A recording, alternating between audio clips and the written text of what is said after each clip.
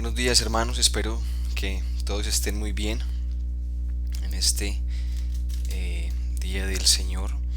Como ya todos saben, hace 8 días terminamos el último capítulo de la confesión de fe, la confesión bautista de Londres. Entonces, eh, para las siguientes clases, como especie de empalme, vamos a continuar con un pequeño curso de eclesiología.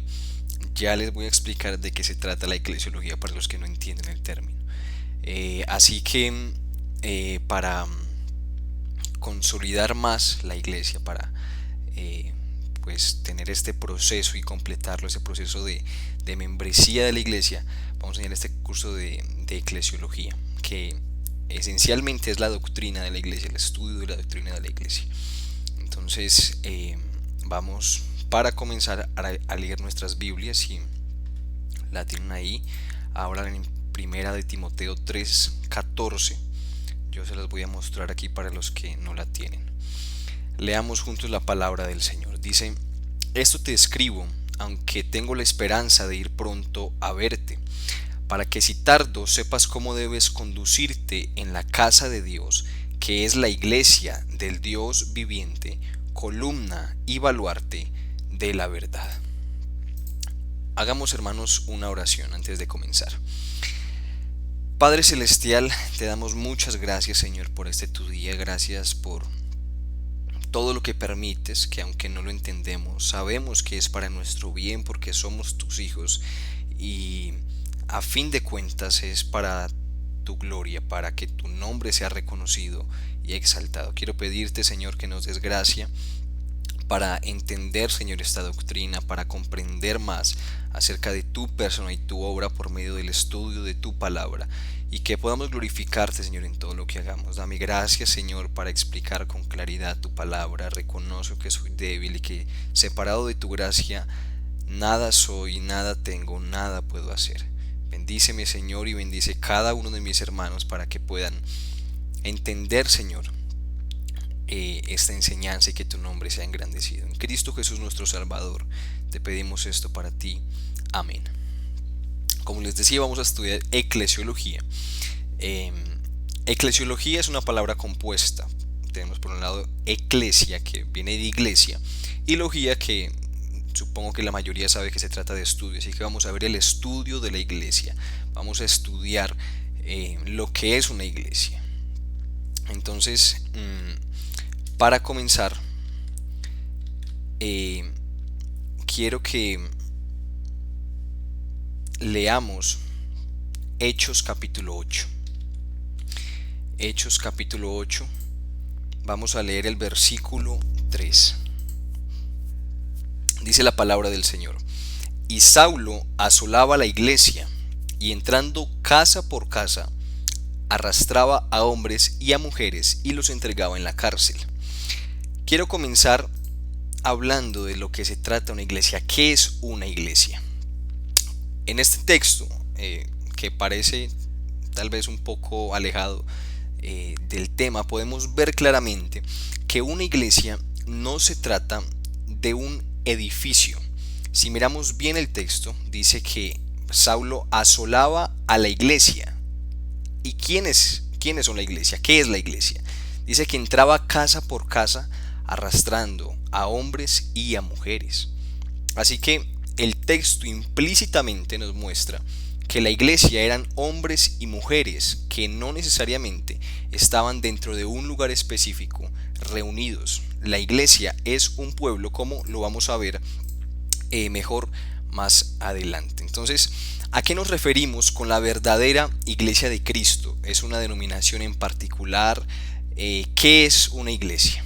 Bueno, como les dije, no es un edificio.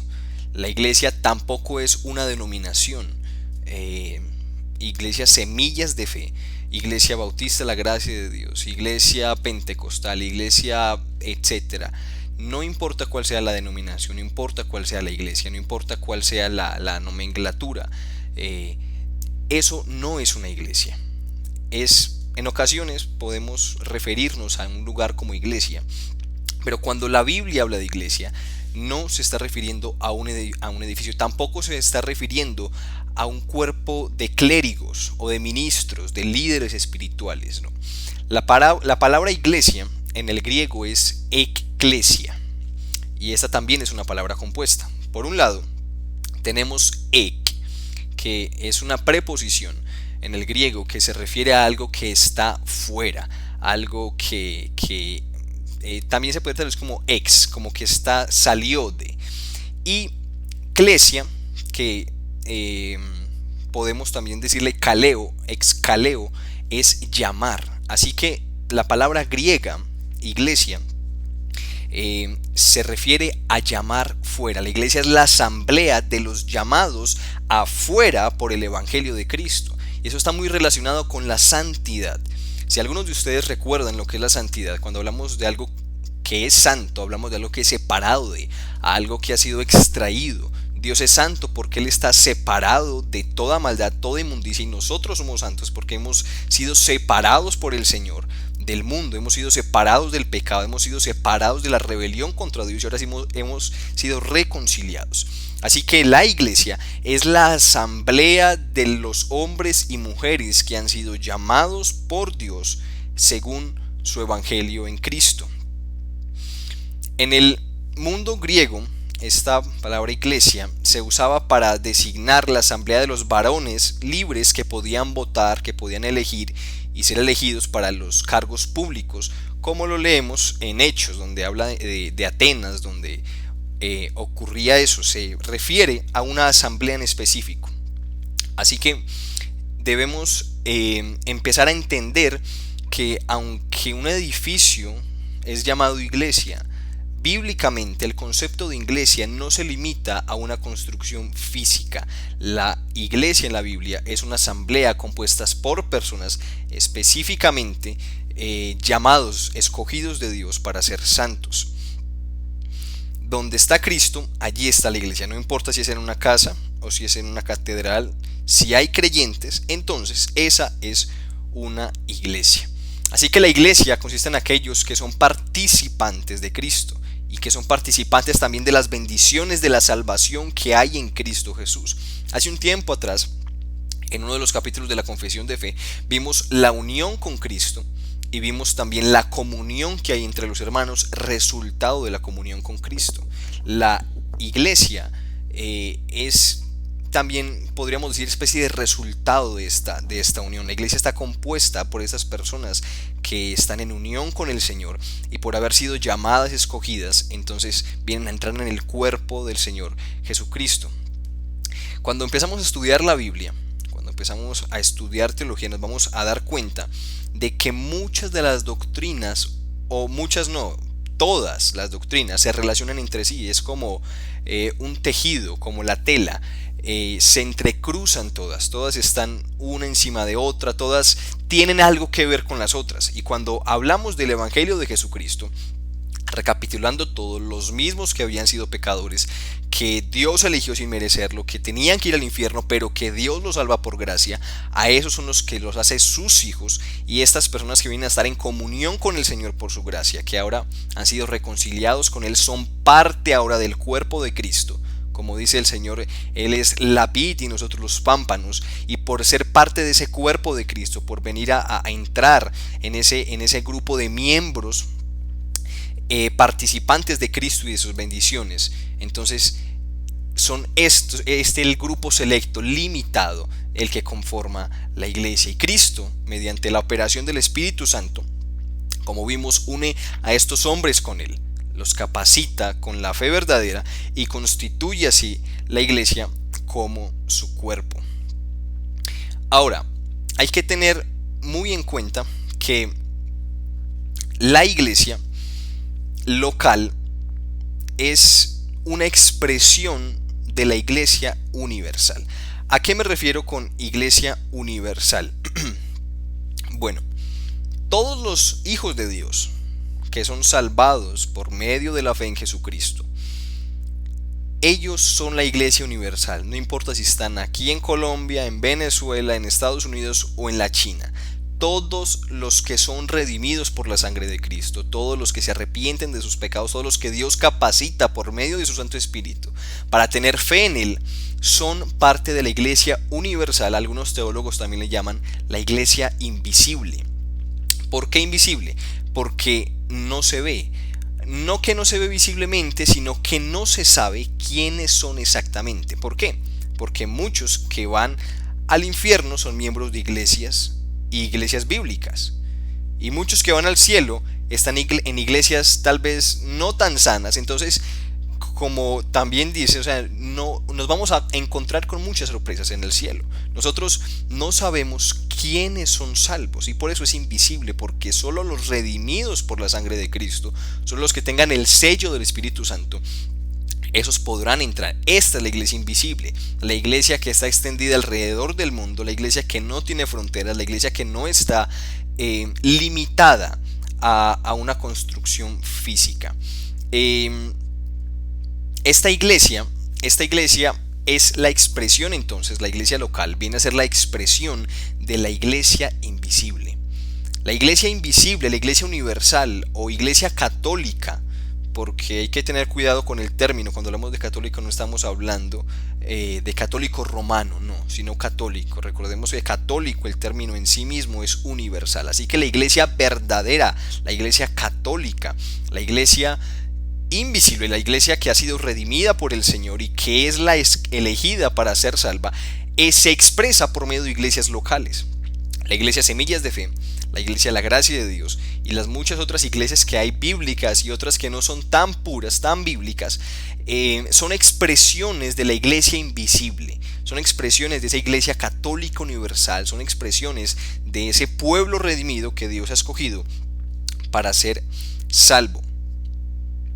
Ahora, la iglesia verdadera de Cristo se encuentra entre iglesias puras y iglesias menos puras. Cuando hablamos de iglesias puras, nos hablamos de iglesias que están más cerca a lo que la Biblia enseña por lo que se entiende que es una iglesia. Y cuando hablamos de iglesias de menos puras, son iglesias que están un poco más alejadas de ese concepto que la Biblia nos da de lo que es una iglesia. Ahora, la pureza de la iglesia no debe ser limitada, no se debe basar solamente en asuntos externos, no puede verse meramente de forma superficial, no. La pureza de la iglesia va mucho más allá y por eso necesitamos estudiar la Biblia para ver cuáles son esas marcas importantes que nos muestran de que una iglesia es bíblica, de que una iglesia es sana, de que una iglesia es pura. Así que, ya que la iglesia del Señor, la iglesia es invisible, esta iglesia puede estar en iglesias locales que no son tan puras. Por eso encontramos personas que están en iglesias pentecostales, personas que están en iglesias arminianas, wesleyanas, etc. Y esas personas van a llegar al cielo.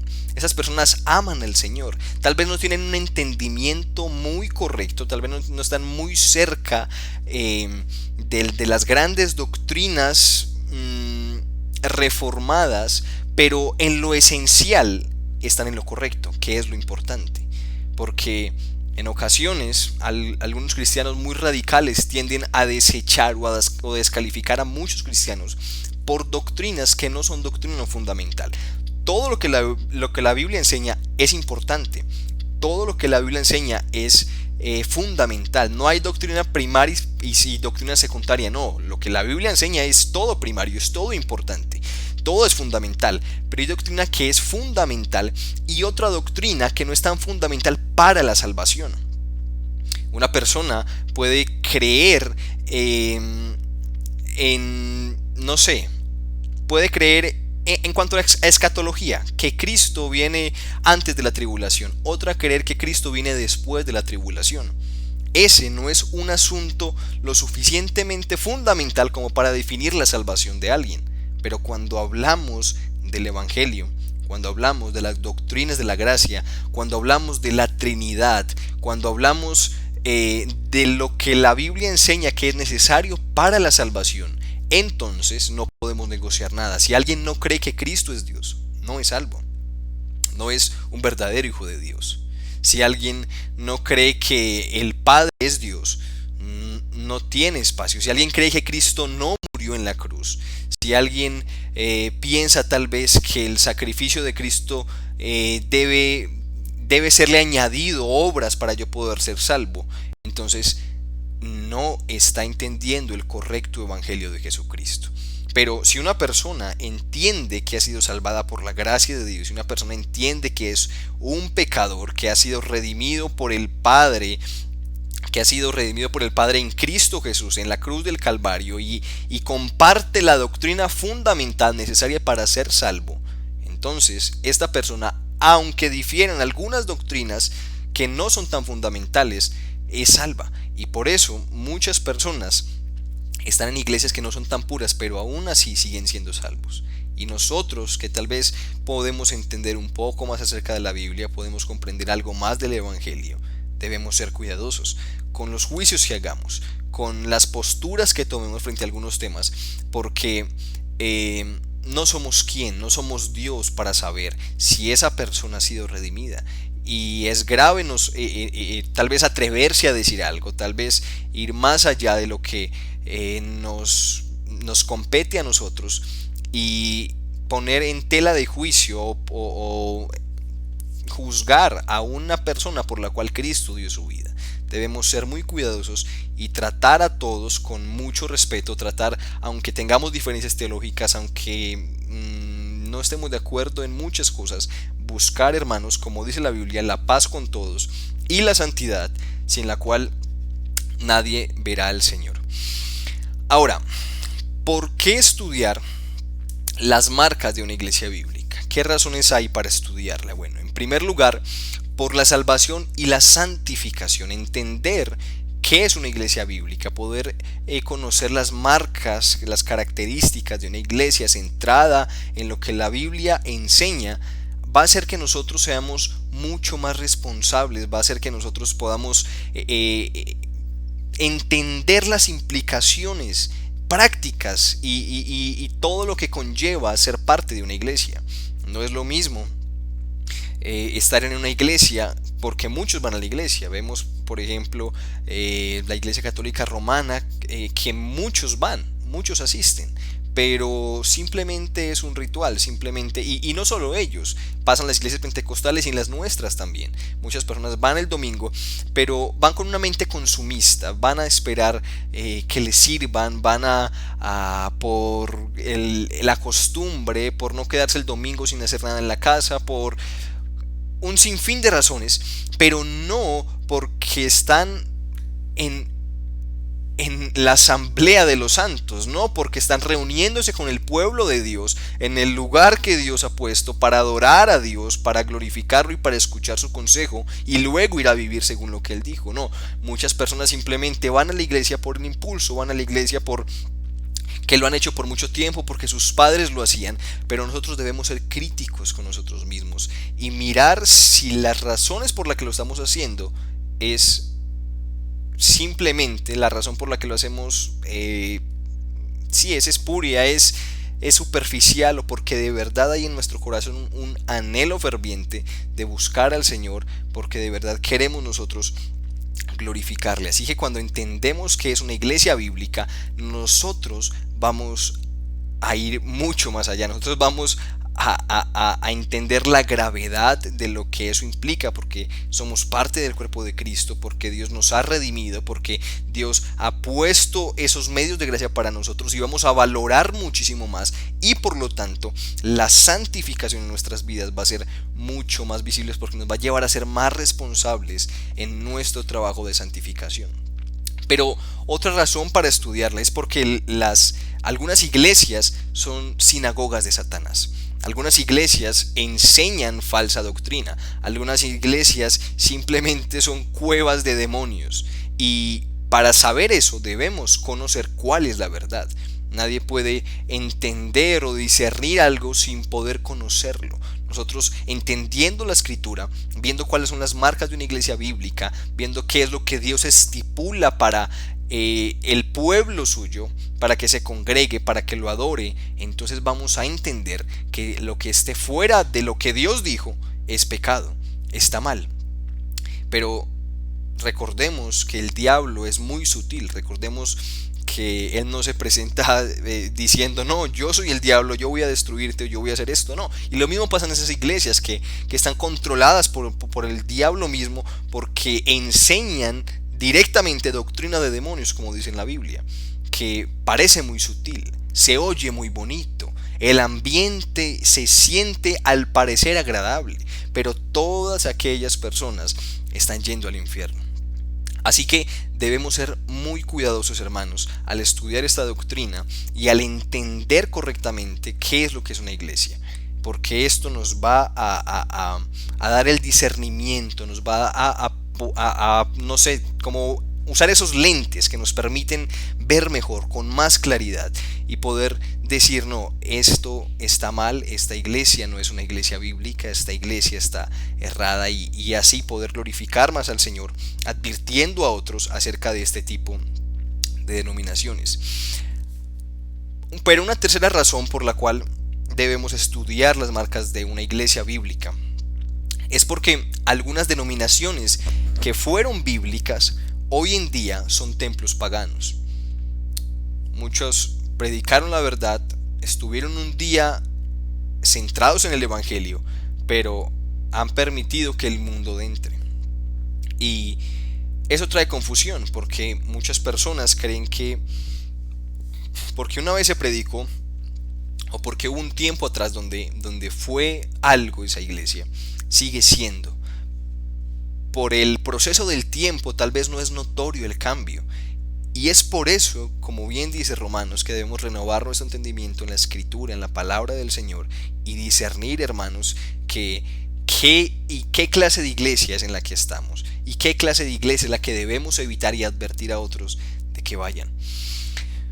Y una última razón por la cual nosotros debemos estudiar lo que es una iglesia bíblica es porque algunos creyentes han sufrido en falsas iglesias y necesitan saber que hay verdaderas iglesias. El mundo de hoy está decepcionado con las iglesias. Si usted le pregunta a una persona afuera que no sea cristiano, que no tenga que ver nada con el evangelio, y háblele acerca qué piensa de los pastores, qué piensa de las iglesias, normalmente el concepto que tiene el mundo y particularmente en nuestra sociedad colombiana eso es mentira. Los pastores son ladrones, las iglesias se aprovechan de la fe de la gente, y así como esas tienen un sinfín de excusas. Unos dicen que tienen la verdad, otros dicen que tienen la verdad, entre ellos pelean, debatiendo, y a fin de cuentas es una confusión. Así que las personas tienen en su mente mucha confusión, y muchos cristianos que han sufrido en iglesias falsas, que han sido decepcionados por pastores, que han tenido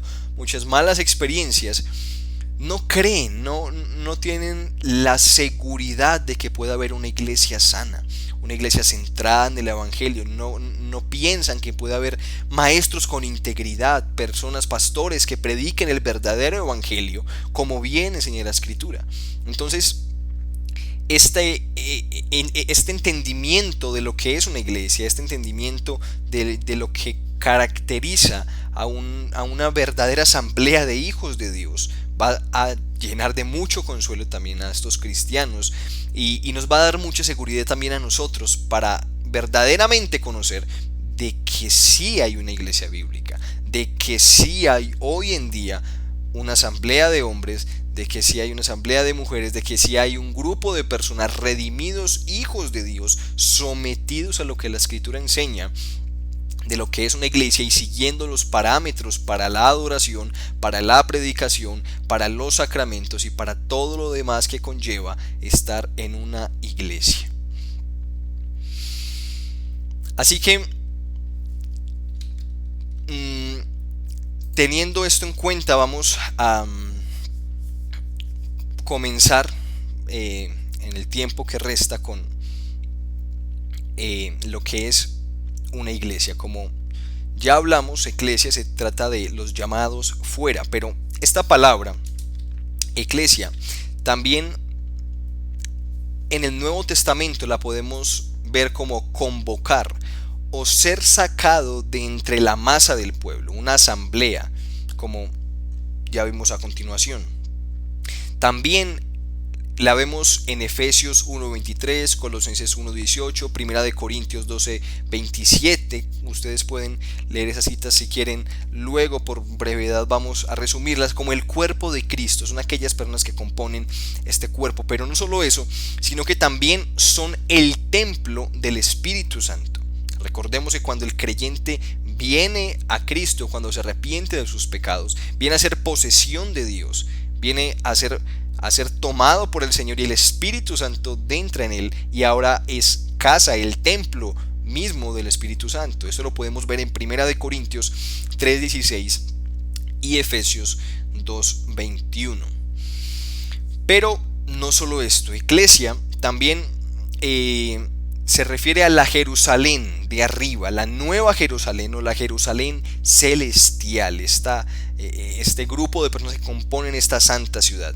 Gálatas 4:26, en Hebreos 12:22 y Apocalipsis 21:2 podemos encontrar cómo la iglesia, cómo Dios se refiere a la iglesia como esta nueva Jerusalén, este grupo de escogidos por el Señor. Ustedes pueden retroceder el video, escribir las citas y leerlas, estudiarlas con un poco más de detenimiento. Ahora, para comprender más este concepto, quiero leer la definición que da el Catecismo de Heidelberg. En la pregunta número 54 dice lo siguiente: ¿qué crees de la Santa Iglesia Cristiana Católica? Responde lo siguiente. Dice que el Hijo de Dios, desde el principio hasta el fin del mundo, de todo género humano, congrega, guarda y protege para sí, por su Espíritu y su palabra, en la unidad de la verdadera fe, una comunidad elegida para la vida eterna, de la cual yo soy un miembro vivo y permaneceré para siempre. Me llama mucho la atención de esta definición que da el Catecismo de Heidelberg. Creo que es la tercera cláusula. Dice lo siguiente: de todo género humano, dice que congrega, es Dios, es Cristo mismo por su Espíritu quien congrega, guarda y protege para sí, por su palabra y Espíritu, en la unidad, una comunidad elegida para vida eterna. Eso es la iglesia, el grupo de las personas que no merecían nada, pero que Dios en su perfecta voluntad congrega, guarda y protege para sí. Y escuchen bien, por medio de su Espíritu y su palabra. Su Espíritu en nosotros nos lleva a aborrecer el pecado, nos lleva a buscar la santidad, nos lleva a querer más del Señor, nos da esa hambre y sed de justicia de la que habla la Escritura, y por ese Espíritu el Señor nos protege, y por esa palabra nos alimenta, nos fortalece y nos une, como dice, en una fe, todos unidos, esa comunidad para la vida eterna. Y termina diciendo: en la cual yo soy miembro y permaneceré para siempre. Para siempre, porque Él ha dicho que permaneceremos para siempre. Nosotros somos muy débiles. Recuerdo la frase, olvido quién la dijo, pero dijo: yo no puedo tomar la mano de Dios y agarrarme de Él, porque yo soy muy débil y voy a soltarme y voy a caer. Pero Dios sí puede tomar mi mano y nunca voy a caer, porque Él es Dios y nunca me soltará. Y eso es lo que debemos pedir. Nosotros en nuestras fuerzas no podemos, hermanos. Es Él quien debe tomarnos, y Él nunca nos soltará. Él ya nos tomó en Cristo, Él ya nos salvó, y por eso tenemos esa esperanza de que para siempre permaneceremos en ese grupo de santos elegidos de Dios que la Biblia llama iglesia. Quiero leer otra definición. Esta es un poco más larga, pero es importante para tener un entendimiento más integral de lo que se trata una iglesia, y es de la Confesión Belga, en el artículo 27. Dice: la Santa Iglesia Católica creemos y confesamos una única Iglesia Católica Universal, la cual es una santa congregación de los verdaderos creyentes en Cristo, quienes toda su salvación la esperan en Jesucristo, siendo lavados por su sangre y santificados y sellados por el Espíritu Santo. Esta iglesia ha sido desde el principio del mundo y será hasta el fin, deduciéndose según esto que Cristo es un Rey eterno, que no puede estar sin súbditos. Y esta santa iglesia es guardada por Dios, sostenida contra el furor del mundo entero.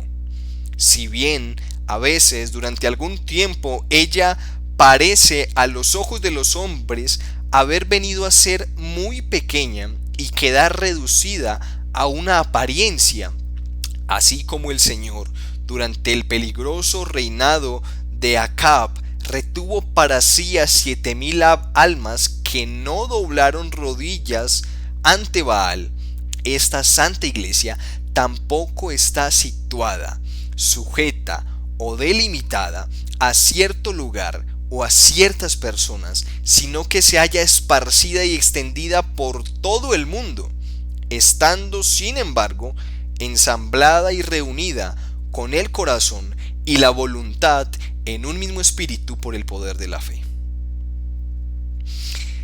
Y es muy oportuna esta cita en la situación en la que nos encontramos, porque aunque la iglesia pase momentos difíciles, aunque parezca el mundo caerse en pedazos, hermanos, es Dios quien guarda la iglesia. Y es la iglesia quien por medio del Espíritu Santo está unida en esa misma fe, tiene esa misma esperanza, tiene ese mismo espíritu y guardan ese mismo consuelo que viene del Señor.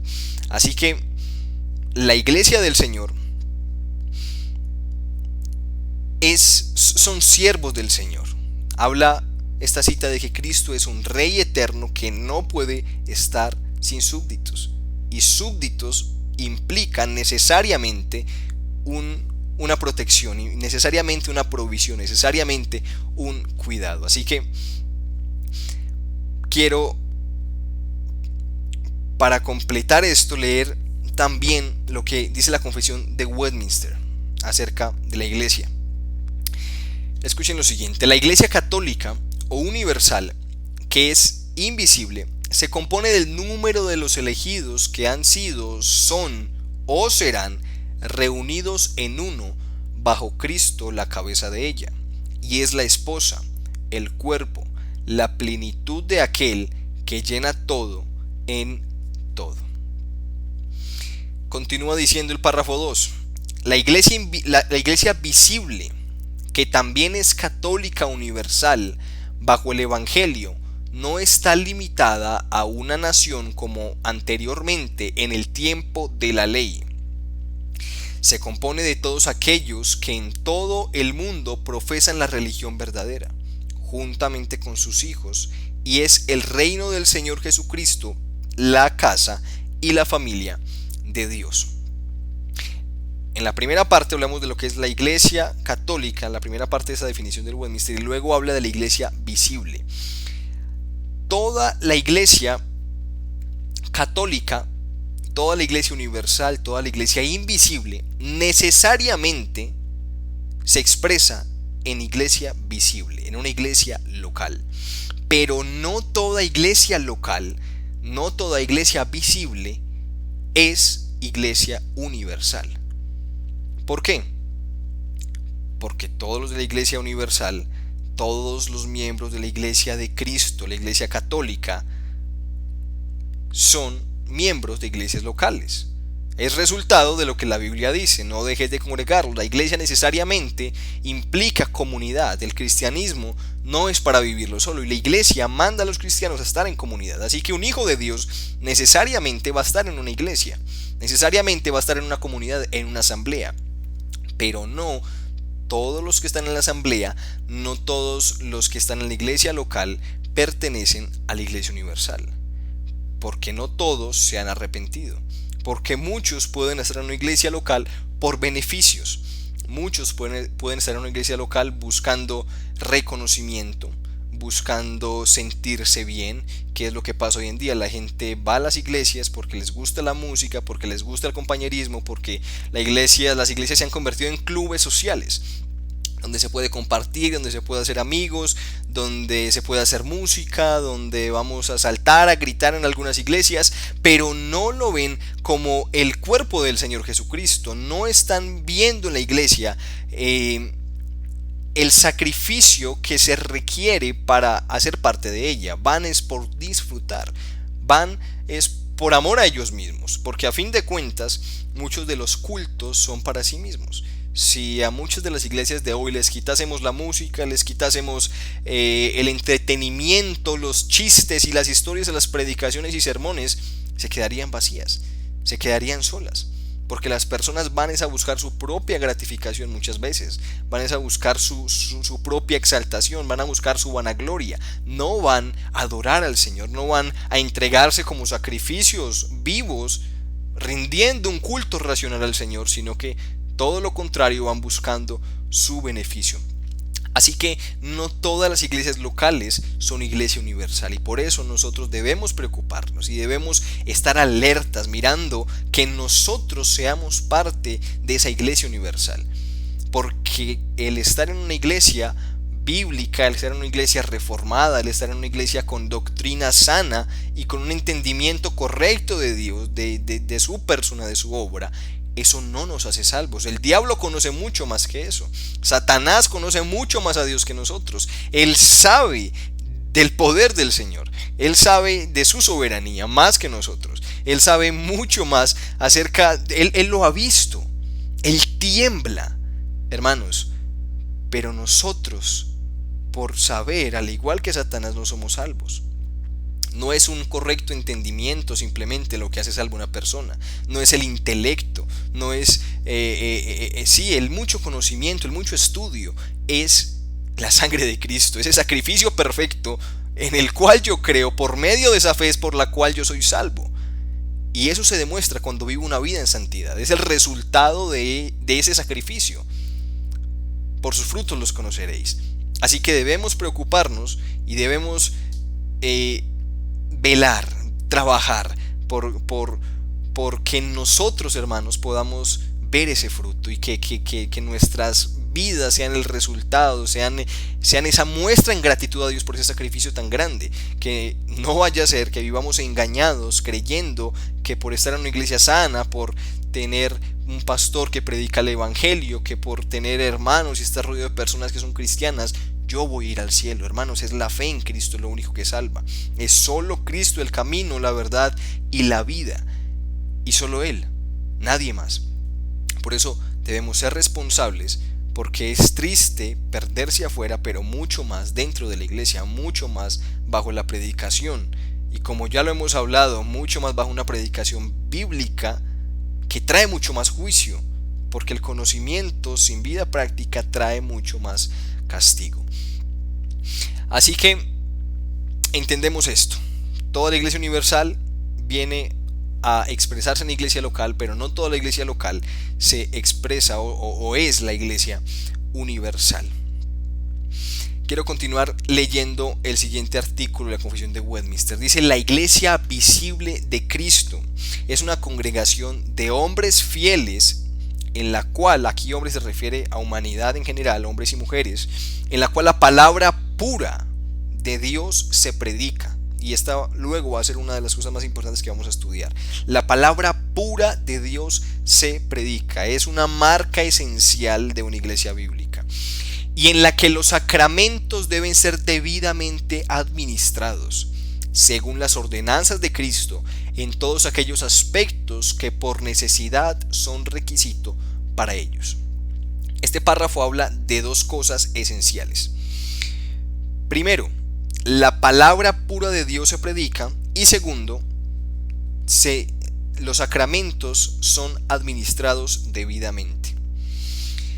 No importa cuál sea la iglesia, no importa cuál sea la denominación, no importa si es bautista o no.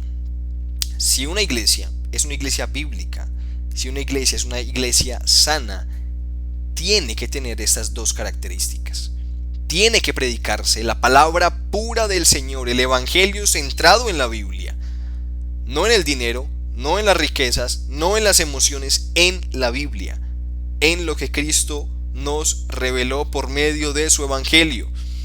Y en segundo lugar, en una correcta administración de los sacramentos que Cristo mismo instituyó, es decir, la cena del Señor y el bautismo. Luego más adelante vamos a estudiarlos con más profundidad, pero para darles un adelanto, una iglesia sana, una iglesia bíblica, debe tener una predicación pura de la palabra del Señor y una administración correcta de los sacramentos. Cuando hablamos de predicación pura, hablamos de una predicación expositiva, una predicación que se centra en el texto. Porque, ¿qué sucede? Muchas iglesias hoy en día no predican de forma expositiva, es decir, no predican el texto bíblico, sino predican, por ejemplo, de forma temática. Ahora, predicar de forma temática no es que sea pecado en sí mismo. El punto es que nosotros debemos ir a la escritura y sacar de la escritura lo que el texto dice. Exégesis es eso. Exégesis, cuando hablamos de exégesis, hablamos de extraer del texto.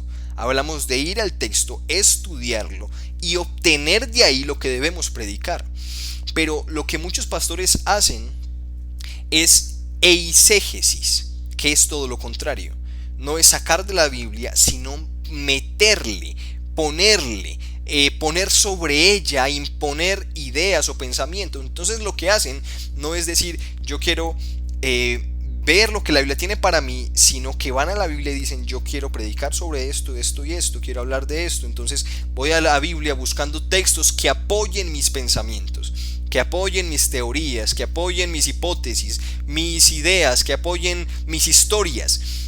Pero no es lo que la Biblia dice. La Biblia habla de predicar el evangelio, de predicar el texto. Alguien dijo, usted puede predicar temáticamente, usted puede predicar buscando uno y otro texto, pero hágalo una vez al año y después de hacerlo arrepiéntase y siga predicando expositivamente.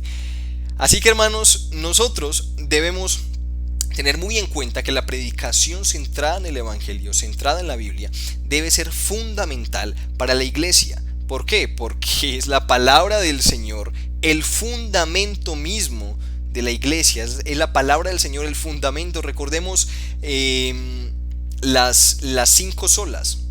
Sola escritura es la primera de las 3, y no sé si algunos recuerdan, cuando hablamos de sola escritura hablamos de que la sola escritura es el fundamento sobre el cual se ponen estos grandes pilares, que es sola fe, sola fide, sola gracia, solos Cristos, y finalmente el techo que apunta hacia arriba, que apunta Soli Deo Gloria. Entonces este edificio todo está fundamentado sobre la palabra de Dios. Lo que no esté fundamentado en la palabra de Dios, lo que no esté firme en lo que Dios reveló, no es bíblico, no es sano, no es correcto, no está de acuerdo a la voluntad de Dios, porque Dios no lo enseñó, porque Dios dijo que era de una forma, y si venimos nosotros a imponerlo de otra forma contraria, pues entendemos que es errado. Así que nuestras acciones, nuestro pensamiento, nuestra liturgia, nuestra comunidad, la iglesia misma debe estar regida siempre bajo el consejo de Dios,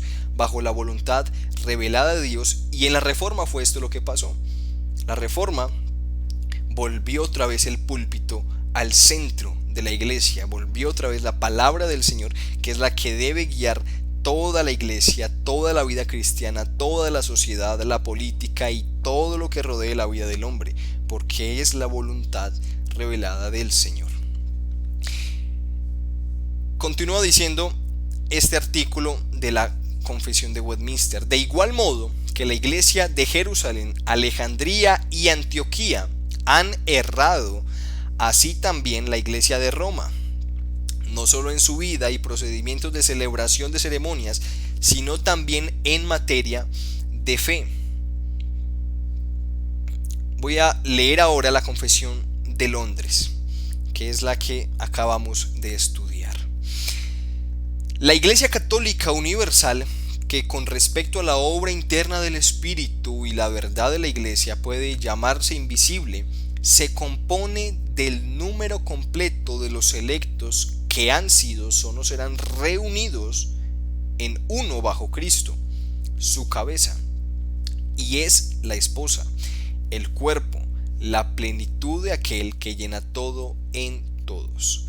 Todos en todo el mundo que profesan la fe del Evangelio y obediencia a Dios por Cristo, conforme al mismo, que no destruyen su propia profesión mediante errores fundamentales o conductas impías, son y pueden ser llamados santos visibles, y de tales deben estar compuestas todas las congregaciones locales. Volvemos a lo que decíamos anteriormente: son nuestros actos, es nuestra vida cristiana, son nuestras acciones diarias, nuestras palabras, nuestras reacciones las que demuestran si somos santos visibles, expresión de la iglesia invisible, si somos redimidos del Señor, parte de ese grupo que Dios ha elegido. Así que el propósito de la salvación del Señor, el propósito que Dios tuvo al redimirnos, al entregar a su Hijo, es formar un pueblo de elegidos que vivan para la gloria del Señor. Es la voluntad de Dios que los salvos se congreguen y formen parte de iglesias locales bíblicas. No congregarse en una iglesia local es no entender el propósito de la salvación. Así que con esto concluimos esta primera parte, esta parte introductoria a la eclesiología, entendiendo, hermanos, para terminar, de que hemos sido llamados, hemos sido escogidos y debemos tratar de comprender y pedirle mucha gracia al Señor para poder vivir según lo que implica ser una iglesia cristiana, porque en ocasiones erramos, nos equivocamos y actuamos no necesariamente porque querramos actuar así, sino porque no conocemos o no entendemos, y por ignorancia pecamos. Bien dice la Escritura: mi pueblo se pierde por falta de conocimiento. Es por falta de conocimiento que muchas veces pecamos contra el Señor, y no pecamos por comisión, o sea, no cometemos, sino que omitimos, dejamos de hacer. Y es peligroso, hermanos, que estemos en la iglesia del Señor, que estemos siendo parte del cuerpo de Cristo y estemos siendo descuidados, estemos tal vez dejando de un lado ciertas responsabilidades que tenemos, y por eso debemos pedir mucha gracia al Señor para comprender más la importancia, la gravedad de estar en una iglesia bíblica, de estar en una iglesia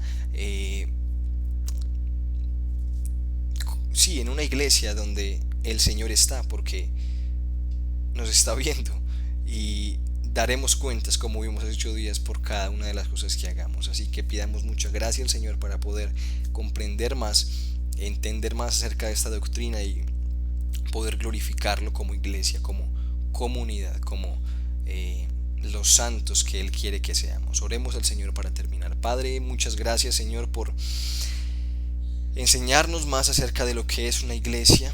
Gracias, Señor, por hacernos parte de esa iglesia invisible, de esa iglesia católica, tu iglesia santa, esa iglesia que no tiene fronteras, esa iglesia que tu Espíritu Santo, Señor, une, y que todos en un mismo espíritu te servimos y te glorificamos, aunque tal vez no conozcamos, Señor, tal vez no entendamos, tal vez no podamos vernos, Señor, entre nosotros, tal vez puedan haber barreras de idioma, barreras de cultura, pero Dios mío, nos has hecho un solo pueblo, rompiendo, Señor, todas estas limitaciones, y en un mismo espíritu en todo el mundo te adoramos, te glorificamos, te exaltamos, porque tú nos has hecho parte de tu cuerpo.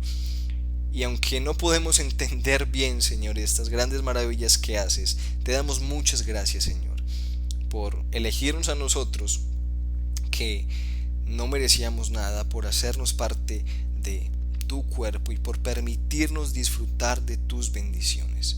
Dios mío, danos gracia para comprender más acerca de esta doctrina, y que en esta situación difícil que está pasando este país, poder actuar como iglesia, Señor, y reflejar tu luz, reflejar al mundo, Señor, el perfecto carácter de Cristo, mostrando confianza en ti, fe en ti, viviendo, Señor, como tu iglesia, como tus hijos, a los cuales proteges, a los cuales provees, a los que guardas y guías, Señor, y a los cuales has asegurado una gloria eterna, Señor, a los cuales has bendecido con toda bendición espiritual en Cristo. Danos gracia para vivir como es digno del Evangelio. Perdónanos, Señor, porque somos débiles, porque fallamos, Señor, porque muchas veces nos olvidamos de tu Evangelio y omitimos, Señor, muchas cosas y dejamos de vivir, Señor, según tu santa palabra. Gracias por tu corrección, gracias por tu amor, gracias por Cristo Jesús, por ser quien eres y hacer lo que haces. En Él, en Jesucristo, te pedimos esto con acción de gracias. Amén. Amados hermanos, espero que haya sido de bendición esta clase. Cualquier duda, voy por el correo electrónico a enviarles